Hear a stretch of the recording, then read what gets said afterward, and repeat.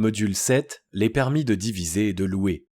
Je vous souhaite la bienvenue dans ce nouveau module de la formation gratuite Diviser un bien et gagner gros. Je vous invite à vous abonner pour être tenu au courant de la sortie des nouveaux modules et si vous avez une question, n'hésitez pas à la mettre dans les commentaires.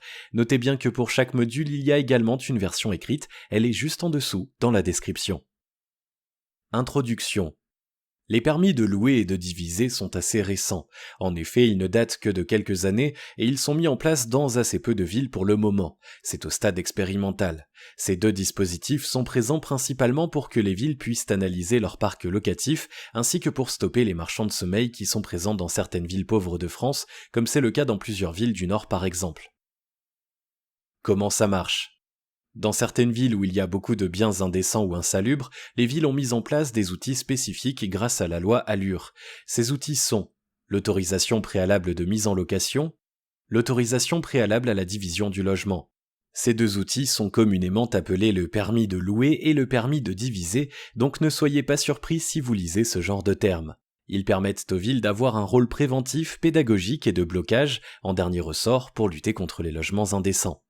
Voici les rôles principaux de ces outils. Premier rôle, agir en prévention auprès des propriétaires bailleurs et les accompagner dans l'amélioration de leur logement. Deuxième rôle, encadrer la division de logements. Troisième rôle, mieux connaître le parc locatif privé et repérer les logements potentiellement indignes. Quatrième rôle, disposer d'outils coercitifs complémentaires à ceux existants permettant d'agir avant la mise sur le marché du bien.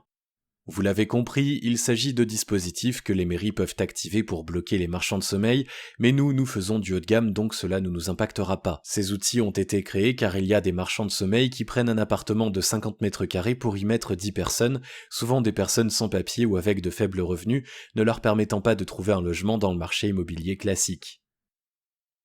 Le permis de diviser. Le permis de diviser est prévu par les articles L111-611 et L111-612 du Code de la construction et de l'habitation. L'autorisation préalable aux travaux de division, également appelée permis de division, n'est pas présente dans toutes les villes de France, mais uniquement dans des zones présentant une proportion importante d'habitat dégradé ou susceptibles de se développer. Pour savoir si vous faites partie d'une zone où le permis de diviser est obligatoire, vous devez vous rendre à votre mairie car il n'y a pas de fichier qui récapitule toutes les villes faisant partie de ce dispositif. Voici quelques villes où le permis de diviser est obligatoire. Lille, quelques communes avoisinantes de Lille comme Tourcoing, Roubaix, Waterloo, Lambersart et quelques autres également. Le permis de diviser se concrétise de la façon suivante. Vous devez envoyer une demande d'autorisation avant les travaux de division du logement. Vous devez envoyer le formulaire que vous trouverez auprès de la commune ou de l'EPCI ayant instauré cette procédure. La réponse est apportée dans un délai de 15 jours suivant la réception de la demande complète. Voici les différents motifs de refus possibles pour une demande de division. Motif de refus numéro 1. Lorsque le bien ou l'immeuble est frappé par un arrêté d'insalubrité ou un arrêté de péril. Comme on l'a vu précédemment ensemble, les biens frappés par ce genre d'arrêté sont interdits de division ou même de location. Lorsque vous achetez ce genre de bien, vous devez absolument suivre la procédure correctement pour en sortir. Motif de refus numéro 2. D'une part, le décret d'essence qui impose que le logement doit comporter au moins une pièce principale présentant une surface habitable de 9 mètres carrés et une hauteur sous plafond minimale de 2,2 mètres ou un volume habitable de 20 mètres cubes. Attention, on en parle peu, mais regardez aussi le règlement sanitaire départemental qui est davantage restrictif. D'autre part, l'article L111-6.1, dont la division d'immeubles en vue de mettre à disposition des locaux à usage d'habitation doit respecter une superficie et un volume habitable inférieur respectivement à 14 mètres carrés et à 33 mètres cubes. Exemple, vous avez un appartement de 30 mètres carrés, vous pourriez vous dire que vous aurez 2 appartements de 15 mètres carrés, mais en fait ce n'est pas aussi simple car il y a la problématique de l'agencement du bien. Sauf à avoir une chance de cocu, il ne sera pas possible de diviser le bien en 2 parts égales car il y a la problématique des fenêtres, des évacuations et des arrivées à créer, mais également les murs porteurs. De plus, il faut penser au mètre carré qu'on va perdre car pour rappel, la surface habitable d'un logement est la surface de plancher construite après déduction des surfaces occupées par les murs, cloisons, marches et cages d'escalier, gaines, embrasures de portes et de fenêtres. Le volume habitable correspond au total des surfaces habitables ainsi définies multiplié par les hauteurs sous plafond. Les cloisons qui vont séparer les deux appartements seront épaisses, environ 20 cm d'épaisseur. Imaginons que la cloison qui sépare les deux appartements fasse 5 mètres linéaires. Nous perdrons 1 mètre carré juste avec les cloisons. Enfin, il faudra penser au hall d'entrée qui va séparer les deux appartements. Il ne fera pas partie des appartements, donc ce sont des mètres carrés perdus. Lorsqu'on divise un appartement, il faut donc bien penser à l'agencement et au mètre carré perdu, car si l'un des deux appartements fait moins de 14 mètres carrés, la mairie ne donnera pas l'autorisation à votre permis de division. Motif de refus numéro 3. Ne pas avoir les équipements minimaux pour qu'un bien soit habitable, ce qui au final revient à faire un bien indécent. Ça correspond à tout ce qui est équipement électrique pour faire fonctionner les éléments de cuisine et pour utiliser des appareils électriques de façon courante. Ça regroupe tout ce qui est installation d'alimentation en eau potable pour pouvoir se laver de façon décente et utiliser le bien dans sa vie courante. Ça regroupe également tout ce qui est évacuation des eaux usées des toilettes et de la cuisine. Enfin, il faudra également qu'il y ait au moins une fenêtre afin que le bien soit considéré comme décent. Les critères sont consignés dans le décret numéro 2002-120 du 30 janvier 2002 relatif aux caractéristiques du logement décent. Motif de refus numéro 4, lorsque le bien que vous souhaitez diviser n'a pas fait l'objet des diagnostics obligatoires qui sont entre autres le DPE, le constat de risque d'exposition au plomb, l'état mentionnant la présence ou l'absence d'amiante. Ces deux types de produits sont assez dangereux en fonction de la quantité présente dans l'immeuble. Il est possible d'en retrouver dans d'anciens immeubles. Si c'est le cas, faites venir des artisans, ils pourront vous dire ce qu'on peut faire pour y remédier. S'il y a du plomb dans une partie des communs, au plafond par exemple, cela n'est pas dangereux, vous pouvez le laisser, mais si l'immeuble entier est peint avec de la peinture au plomb, ça sera problématique. Ce diagnostic ne doit être fait qu'une seule fois si celui-ci indique qu'il n'y a aucune trace de plomb ou d'amiante. Si le diagnostic indique la présence de ces produits, les diagnostics ne sont valables qu'1 an. Motif de refus numéro 5. Lorsque les logements créés suite à la division ne correspondent pas à la taille minimum imposée par le plan local d'urbanisme communément appelé le PLU. On l'a vu juste avant, il y a la taille légale de 14 mètres carrés ou de 30 mètres cubes. Par contre, il est possible que le PLU de la ville impose une surface minimum plus élevée. En effet, j'ai déjà vu dans un PLU par exemple que le minimum légal pour la division d'un logement devait être de 18 mètres carrés au minimum. Donc si votre division crée 2 appartements de 15 mètres carrés, la ville ne vous donnera pas votre permis de division. Il y a dans un premier temps la loi à regarder, puis le PLU de chaque ville qui vient se greffer à la loi. On verra ce qu'il faut regarder dans le PLU dans des modules suivants. Vous pouvez retrouver ces obligations dans les articles L111.6.1 et L111.6.2 du Code de la construction et de l'habitation. Le formulaire à remplir. Ce document est spécifique à chacune des communes qui l'ont mis en place, il n'y a pas de formulaire CERFA normalisé comme nous avons l'habitude d'en voir. Chaque ville a donc son propre formulaire, vous devez donc vous rapprocher de la ville pour qu'elle vous le fournisse. La demande d'autorisation contient différents points.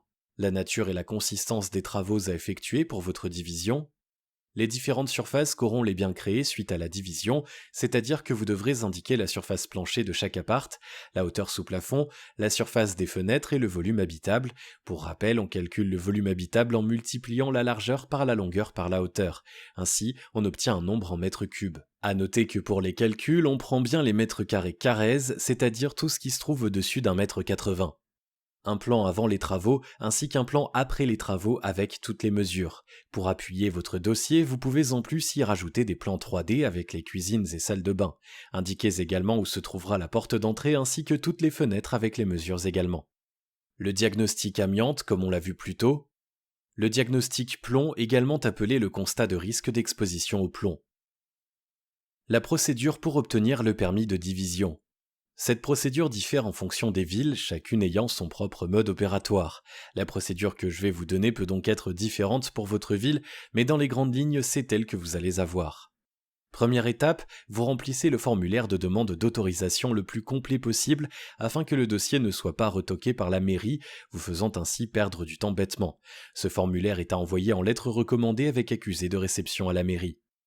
Deuxième étape, elle fournira ensuite un récépissé pour indiquer que le dossier est complet ou non. Ce récépissé ne vaut pas acceptation, ça prouve juste que la mairie a bien reçu tous les documents nécessaires et qu'elle va analyser ça. Si le dossier n'est pas complet, la mairie vous indiquera les pièces manquantes qu'il faudra rajouter. Troisième étape, il se peut que la ville envoie un inspecteur pour faire une visite de contrôle. Ce n'est pas obligatoire mais c'est possible. Cet inspecteur vérifiera l'état de l'immeuble portant sur la sécurité et la salubrité des futurs logements. Suite à cette visite, il rédigera un rapport et donnera à la mairie un avis favorable ou non favorable pour faire cette division. Il peut également donner des avis sur le type de travaux à réaliser. Quatrième étape, normalement sous 15 jours à un mois maximum, la mairie vous donne une décision motivée par des arguments avec l'appui de l'inspecteur qui a effectué la visite. Cette décision est notifiée par courrier. Il y a 3 possibilités de décision. La première décision possible, c'est que la mairie ne vous délivre pas le permis de diviser. Dans ce cas-là, il faut regarder les raisons du refus. Normalement, la mairie est tenue de vous indiquer les travaux à faire pour que la collectivité accepte la division. La deuxième solution, c'est que la mairie autorise les travaux. La troisième solution, c'est que la mairie autorise les travaux sous certaines conditions. Cinquième étape, une fois les travaux terminés, il faudra faire une déclaration d'achèvement et de conformité des travaux, DAACT. Un inspecteur de la mairie est alors susceptible de vérifier les travaux qui ont été effectués. Ce permis étant pris très au sérieux par les villes, suivez bien tout ce que vous avez mis dans votre formulaire car les mairies sont vraiment tatillonnes. Le président de l'établissement public de coopération intercommunale compétent en matière d'habitat, ou à défaut le maire, peut refuser ou soumettre à condition l'autorisation mentionnée au premier alinéa du présent article lorsque les locaux à usage d'habitation créés sont susceptibles de porter atteinte à la sécurité des occupants et à la salubrité publique. Si vous faites une division sans autorisation dans une ville où le permis de division est obligatoire, vous risquez 15 000 € d'amende, somme qui sera recouvrée par le préfet qui sera ensuite versée à l'Agence nationale de l'habitat, communément appelée l'ANA. S'il y a une récidive dans les 3 ans, l'amende pourra être portée à 25 000 € toujours au profit de l'ANA. Il y aura aussi la possibilité de poursuites pénales. À noter que si vous faites une division en absence de demande ou après un refus, c'est considéré de la même façon, c'est illégal. Comme d'habitude, si personne ne le sait, vous ne risquez rien, mais il suffit d'une dénonciation pour vous faire pincer, alors faites les choses dans les règles. Un point important à noter, comme nous le verrons plus tard, en règle générale, lorsqu'on fait une division non officielle, en gros du réagencement d'intérieur, il n'y a pas d'autorisation de la mairie. En revanche, c'est différent pour obtenir le permis de diviser. En effet, si vous ne faites que du réagencement d'intérieur, vous devrez quand même demander l'autorisation préalable de division. La loi Allure du 24 mars 2014 et la loi Égalité et Citoyenneté du 27 janvier 2017 imposent un permis de diviser dès lors que vous souhaitez entreprendre des travaux dans votre logement, même si ceux-ci à la base n'obligent pas de demander une autorisation de la mairie. Imaginons que vous achetez une maison de 200 mètres carrés que vous souhaitez diviser en 8 studios. Si vous faites juste du réagencement d'intérieur, à la base, il n'y aura pas d'obligation de la mairie à avoir pour faire ce genre de travaux, sauf dans les villes où le permis de diviser est obligatoire. Dans une ville comme Lille, par exemple, pour ce genre de travaux, il faudra absolument avoir un permis de diviser. Si vos travaux vous imposent de déposer un permis de construire ou une demande préalable, dans ces cas-là, il n'est pas nécessaire de faire une demande de permis de division. En effet, dès lors que la division a fait l'objet d'un accord de l'autorité compétente pour délivrer cette autorisation préalable, alors cela est suffisant. Cela s'explique par le fait que si vous déposez un permis de construire, une demande préalable ou une demande de permis de construire, dans tous les cas, le document mentionnera que vous souhaitez faire une division, et dans tous les cas, c'est la mairie ou le service de l'urbanisme qui s'occupera du dossier, donc une seule demande sera suffisante. Le permis de louer. L'autorisation préalable de mise en location, également appelée le permis de louer, est une mesure administrative au droit immobilier qui découle du décret d'application de la loi Allure depuis décembre 2014. Il permet à la ville d'avoir un suivi administratif et visuel du parc locatif. Elle peut ainsi voir rapidement un bien en suspicion d'indécence pour lancer une procédure. En cas de doute, la mairie peut envoyer des inspecteurs du service d'hygiène afin de vérifier si le logement est conforme ou non. Le cas échéant, elle peut obliger le propriétaire à faire les travaux nécessaires afin de rendre le logement conforme à la loi. En gros, ça permet aux villes ayant mis en place ce genre de dispositif de repérer facilement les marchands de sommeil. Tout ceci est réglementé par les articles L635.1 à L635.11 du CCH. Ce document est une bonne chose pour les propriétaires comme nous qui faisons les choses dans les règles car il y aura plus de travail pour le premier bien, mais ensuite la mairie nous connaîtra, nous permettant d'avoir les autorisations plus facilement. Le permis de location est obligatoire dans les zones concernées. Si vous faites partie de l'une des zones concernées, ça concernera tout nouveau bail, même les biens sur le marché depuis plusieurs années. Ce n'est donc pas uniquement pour les nouveaux biens immobiliers entrant sur le marché. Une exception est faite pour les renouvellements de bail, les reconductions de bail, les avenants au bail, etc. C'est uniquement pour des logements loués en nu ou meublés que le locataire occupera en tant que résidence principale.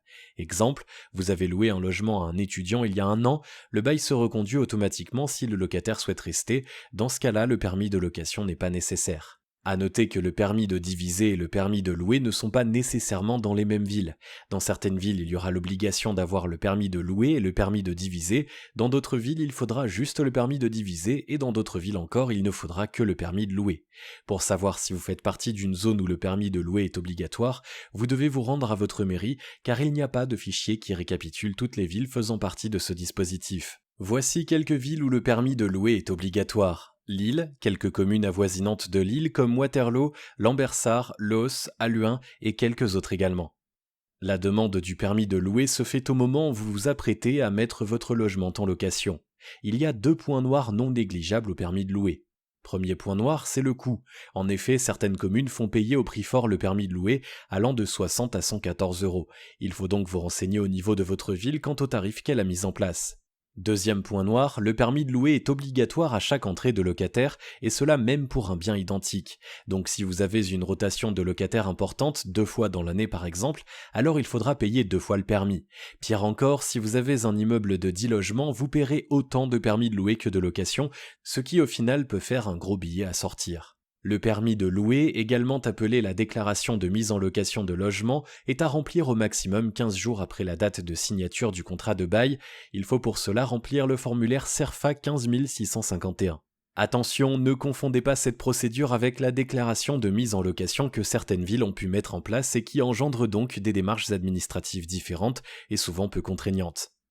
Ce module de la formation est désormais terminé. Je vous invite à vous abonner pour être tenu au courant de la sortie des nouveaux modules et si vous avez une question, n'hésitez pas à la mettre dans les commentaires.